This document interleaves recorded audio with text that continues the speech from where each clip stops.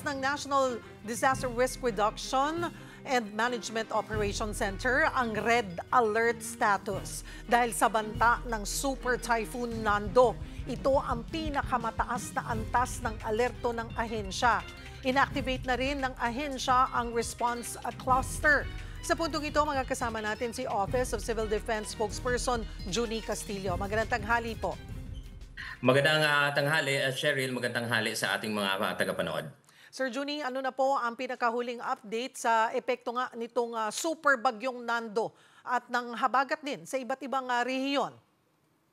Cheryl, nakamonitor tayo, and as we speak, ongoing ngayon yung ating pagpupulong dito sa NDRRM Operations Center, where it's headed by our NDRRMC chairperson, Attorney Gilberto Chodoro Jr. Sa ating pong monitoring dito sa Northern Luzon especially, nararamdaman na nga po nila itong lakas ng hangin at saka ulan, and then ganun din yung rough to very rough seas dito sa mga areas na ito. Ano na po yung pinaka-update o mga reports na nakukuha nyo po mula sa iba't ibang probinsya?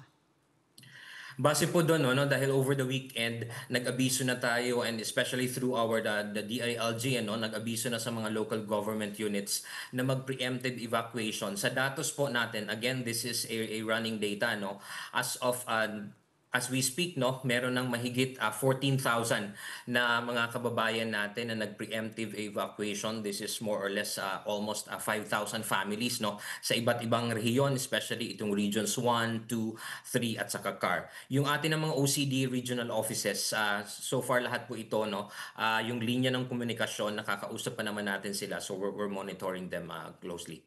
Gaano po ba kalawak yung mga lugar na kasalukuyang binabantayan?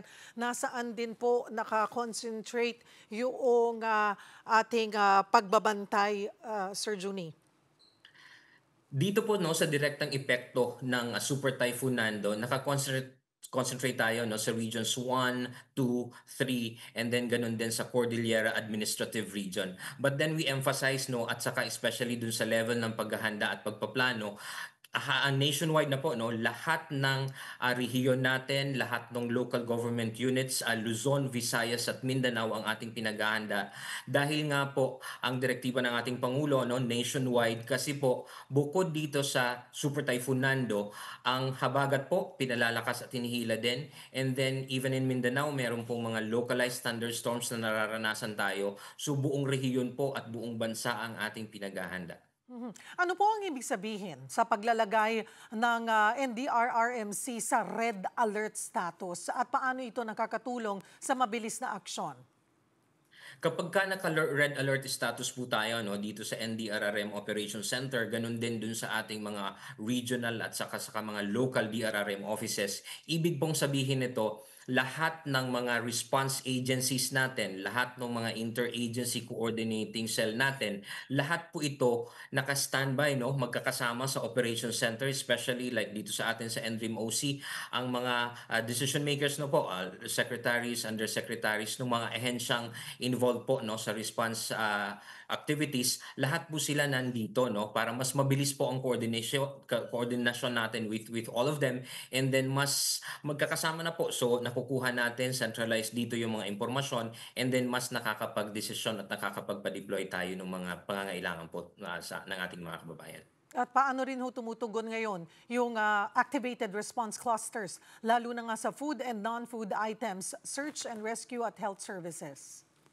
Tama, Cheryl, sa ating DRRM councils, we have 15 clusters, and that includes yung binanggit mo nga, the food and non-food item clusters, ganun din yung search, rescue and clusters, and all other clusters. Dito sa ating food and non-food item clusters, ang lead nito po ay ang DSWD. Nakaparposition na po ito tayo, even before actually kahit before pa po pumasok yung Super Typhoon, as of this morning, meron tayong 2.6 million family food packs na naka-preposition in different areas, in the regional offices natin, mga resource centers, ganun din sa mga probinsya.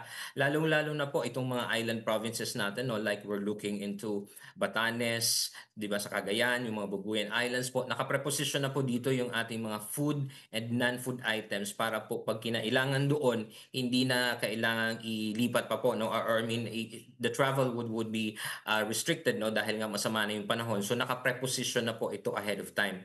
Ganun din, Cheryl, no, sa ating search, rescue and retrieval cluster. Dito sa ating SRR, this is led naman po, no, ng Armed Forces of the Philippines kasama ang ating mga uniform personnel, no, PNP, BFP, PCG also. Meron pong nakahanda, no, na sa ating SRR. This is mahigit po 4,000 teams ng ating search, rescue, and retrieval ang nakahanda po for deployment. This is composed of mahigit po 50,000 na mga personnels, no, na mga responders na naka-preposition din po ito, no, strategically in different areas sa ating buong bansa po. Hindi po biro ang banta nitong super bagyong Nando. So far, Sir Juni, may mga reports na po ba ng, sabi nyo 14,000 na yung in-evacuate, pero may mga casualty na ba ngayon? Or mga matitigas din ang ulo, reported na matitigas ang ulo na ayaw mag-evacuate? So far po, wala pa tayong natatanggap na mga reports tungkol dito, no? At sana po wala tayong makuha, or kumbaga we always aim for the zero casualty, no? So wala pa pong na ipapabalita, no, from our regional offices, and then ganun din sa mga DRRM offices. And hopefully po lahat ng mga kailangan mag-preemptive evacuation ay nagawa na nga po ito, no, para hindi na po abutan itong peligro ng super typhoon. Muli, paalala po sa mga residente, lalo na dun sa mga lugar na apektado ng bagyo. Salamat, Cheryl, no? Sa ating pong mga kababayan, patuloy po na magmatyaga, no? Patuloy na alamin, hindi lang po dito sa Super Typhoon Nando, kundi dun sa mga susunod pa pong mga weather systems, no, at na mga nararanasan natin. Tuloy-tuloy po yung paghahanda, no? Making it a way of life, ika nga, no? Kaaraw-araw kasama yon. Alam ninyo kung kabilang kayo doon sa listahan ng mga barangay na rain-induced landslide prone, no? At saka flood prone areas, no? Meron po tayong mga listahan na ipinapalabas through the Mines and Geosciences Bureau. So kapag kaalam nyo po yon na nandun kayo dun sa listahan na yon, lagi po kayong makinig sa sasabihin ng mga lokal na otoridad natin, no? Sila ang magsasabi, pupunta sa inyo kung kakailanganin lumikas kayo at sumunod po tayo. And then even yung preparedness po natin, ano, na tuloy-tuloy natin dapat ginagawa, no? Ang ating pamahalaan, ginagawa po ang lahat, no, for us to be ready, no, to respond. And then yung paghahanda po, kaakibat nito, kasama din tayo, lahat tayo at the household level, kailangan pong maghanda din. Yung mga personal po nating pangangailangan, ano, kung kailangan yung lumikas, meron ba tayong mga go bags, mga gamot po, no, na personal ninyong pangangailangan, nakahanda po ito. At ang pinakamahalaga po, no, lahat alam kung ano yung mga plano nyo sa bahay, no, in terms of preparedness, no, and response also, para kumbaga walang naiiwan sa ating miyembro ng pamilya. Maraming salamat po for the update, OCD spokesperson Junie Castillo.